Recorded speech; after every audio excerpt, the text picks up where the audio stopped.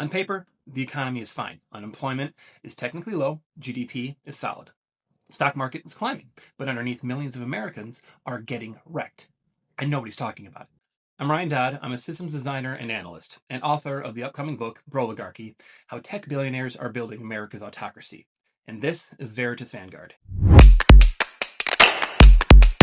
This is a story nobody in mainstream media is covering. While health headline numbers look healthy, delinquencies are spiking across credit cards, auto loans, and student loans. We're not in a crash yet. We're watching the mechanisms of financial collapse quietly activate.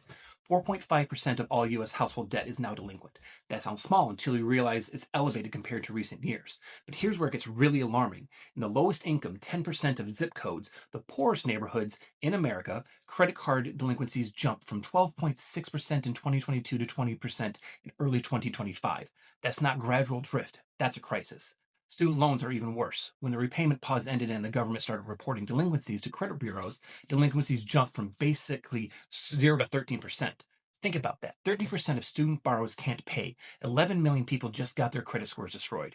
Credit card and auto delinquencies have stabilized. They've stopped accelerating year over year, but that's not good news. That's not recovery. That's people hitting their limit. They can't borrow more. They can't pay down faster. They're just stuck. Younger borrowers, lower income houses, people in economically vulnerable zip codes, these are the families making impossible choices. Pay the credit card or pay utilities, pay the student loan or pay groceries. So here's what we need to ask. If unemployment is supposedly low, why are delinquencies rising? If the economy is healthy, why can't people pay their bills? If inflation has cooled, why do everyday essentials cost so much that families are maxing out credit cards just to survive?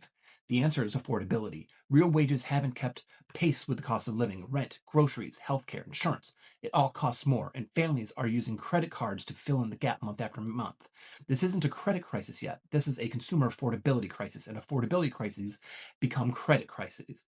When people run out of credit, when delinquencies stop rising, not because people recovered, but because they can't borrow anymore.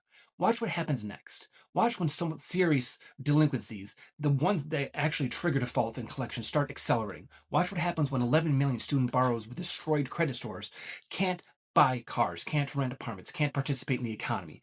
That's when we'll see if the economy was actually fine or if we were just not looking at the right numbers. Stay vigilant, be loud.